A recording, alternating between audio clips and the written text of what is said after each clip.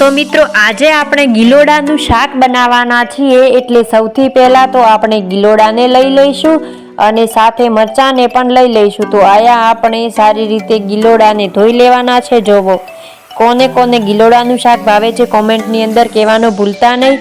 પછી આપણે ગિલોડાને સારી રીતે સુધારી દીધા છે। જોવો તમે ખાલી 2 ભાગમાં કટ કરવા ઈચ્છતા હો તો તમે એમ પણ કરી શકો છો। સાથે જ આપણે લસણની પેસ્ટને પણ તૈયાર કરી લઈશું। એટલે આપણે લસણને પહેલાં સારી રીતે એની પેસ્ટ બનાવી દઈશું। જોવો તો આપણે લસણની પેસ્ટ તો તૈયાર થઈ જાય છે, એટલે તમે ચેનલમાં નવા હો તો સબસ્ક્રાઈબ કરવાનું ના ભૂલતા। પછી આપણે એક તપેલીને ગરમ કરીને તેમાં તેલ એડ કરી દઈશું। તો આપણે 2 થી 3 ચમચી જેટલું તેલ એડ કરી દીધું છે। જોવો ત્યારે આપણે ફ્લેમને હાઈ જ રાખવાની છે।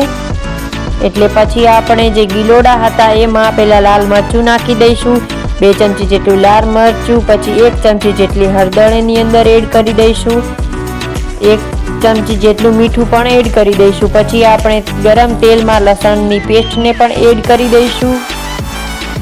લસણ ફ્રાય થઈ જાય એટલે પછી એમાં ગિલોડાને પણ નાખી દઈશું। સોરી આ એની વરાળથી ધૂંધળો થઈ ગયો। પછી આપણે લસણ ફ્રાય થઈ જાય એટલે એની અંદર ગિલોડાને પણ એડ કરી દઈશું અને એને પણ સારી રીતે મિક્સ કરી દઈશું। વિડીયો બહુ જ મસ્ત બનવાનો છે, તો એન્ડ સુધી જોવાનું ચૂકતા જ નહીં। પછી આપણે આને પણ સારી રીતે મિક્સ કરી દીધું છે। જોવો કેવું મસ્ત મજાનો રંગ આવ્યો છે। તો આને સારી રીતે હલાવવાનું છે, થોડી વાર આને ફ્રાય થવા દેવાનું છે। જોવો તમે જોઈ શકો છો કે કેવું મસ્ત આપણું શાક બની રહ્યું છે અહીંયા।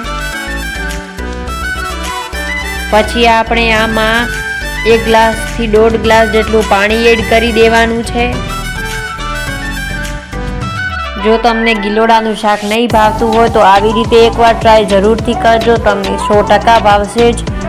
તો આપણે ફ્લેમ તો હાઈ જ રાખવાની છે અને આને હલાવીને ઢાંકી દઈશું અને 5 થી 7 મિનિટ સુધી સારી રીતે આને પાકવા દઈશું।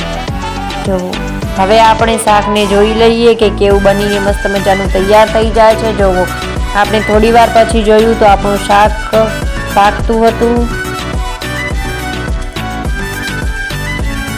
જ્યારે વરાળ આવે છે એનાથી કેમેરો ધૂંધળો થઈ ગયો છે, એટલે અમારા સ્ટ્રગલ માટે એક લાઈક કરવાનું ભૂલતા નહીં। પછી આપણે ગિલોડાનું શાક બનીને તો થઈ ગયું છે તૈયાર। હવે આપણે બાજરીના રોટલા કરીશું આની સાથે ખાવા માટે।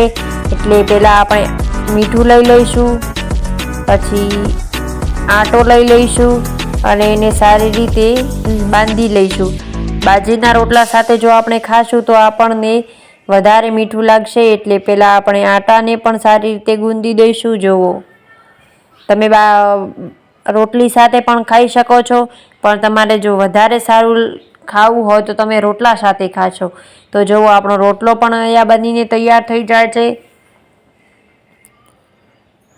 જુઓ કોને કોને આવી રીતે રોટલા બનાવતા આવડે છે કોમેન્ટની અંદર કહેવાનું ભૂલતા નહીં। તો આપણે ગોળ મટોળો રોટલો તૈયાર થઈ જાય છે અને આ રોટલાઓ પણ તૈયાર છે, શાક પણ તૈયાર છે। તો અમે તો જઈએ છીએ ખાવા, તમે પણ ખાઈ લો।